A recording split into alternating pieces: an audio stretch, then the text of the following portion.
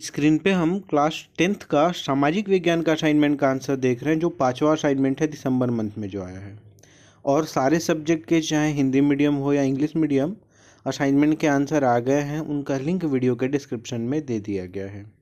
आपके time tables भी आ गए हैं, इसलिए हमने इम्पॉर्टेंट क्वेश्चंस के PDF आपको प्रोवाइड कर दिए हैं और बहुत सारे आने वाले हैं। तो टेलीग्राम ग्रुप का लिंक डिस्क्रिप्शन में एडेड है, उस टेलीग्राम ग्रुप को ज्वाइन कर लीजिए। वहाँ पे आपको PDFs अवेलेबल करा दिए जाएंगे। चलिए स्टार्ट करते हैं। इसमें सबसे पहला प्रश्न क्या आता है, परमाणु निःशस्त्रीकरण कैसे संभव हुआ। तो यहाँ पे हम स्टार्ट करते हैं। यहाँ पे आंसर क्या आता है कि परमाणु अस्त्रों की गंभीरता को देखते हुए पूरे विश्व में, खासकर अमेरिका और यूरोप में, आम लोगों के विरोध प्रदर्शन और शांति आंदोलन होने लगे। लाखों की तादाद में महिला, पुरुष और बच्चों के इन आंदोलन में भाग लिया और अपने ही देश की सरकारों से मांग की कि वे बिना कोई शर्त अपने परमाणु हथियार को नष्ट करें और किसी दूसरे देश को अपनी भूमि में उन्हें रखने की अनुमति न दें।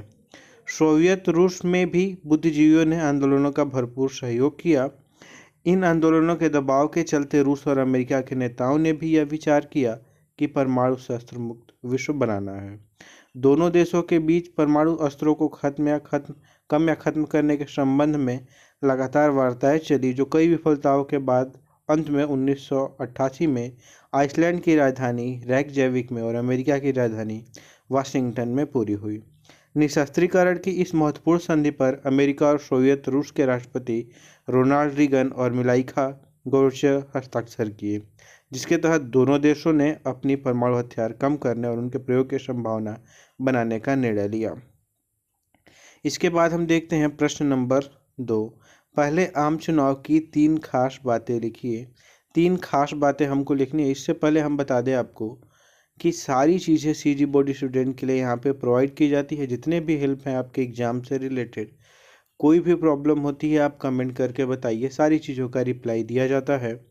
और चैनल को ज़रूर से ज़रूर सब्सक्राइब करिए और आप डिस्क्रिप्शन में जाके टेलीग्राम ग्रुप को ज्वाइन कर लीजिए, आपके लिए बहुत इम्पोर्टेंट है।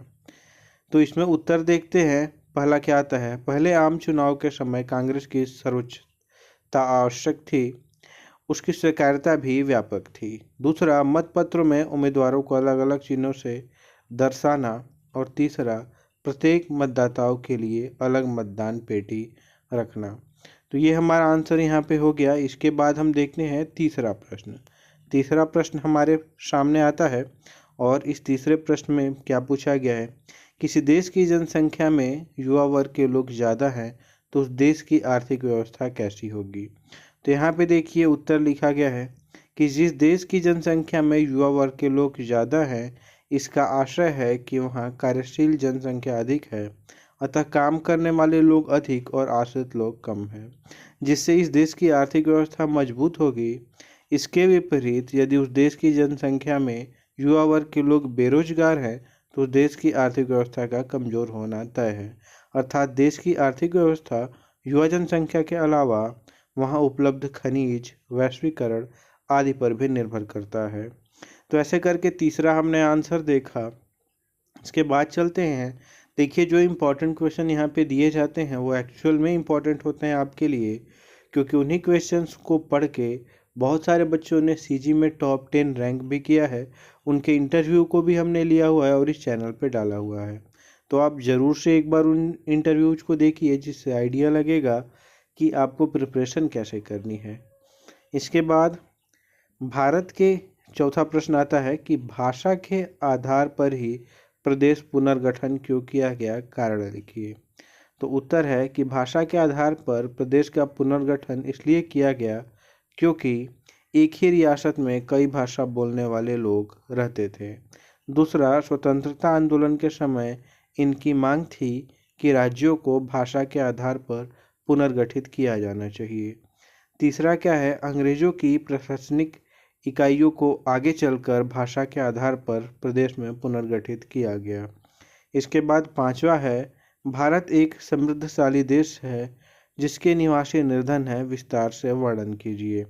तो यहाँ पे देखिए भारत को बड़ी मात्रा में बहुत सारे प्राकृतिक संसाधनों का आशीर्वाद प्राप्त है, जिनमें कई या तो उपयोग में नहीं है या अक्षम रूप से उपयोग किए जाते हैं।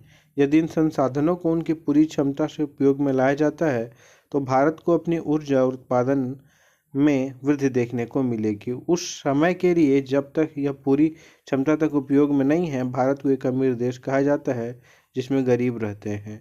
हमें अपने संसाधनों के दुरुपयोग से बचना चाहिए। प्राकृतिक संसाधनों के संरक्षण की जरूरत है।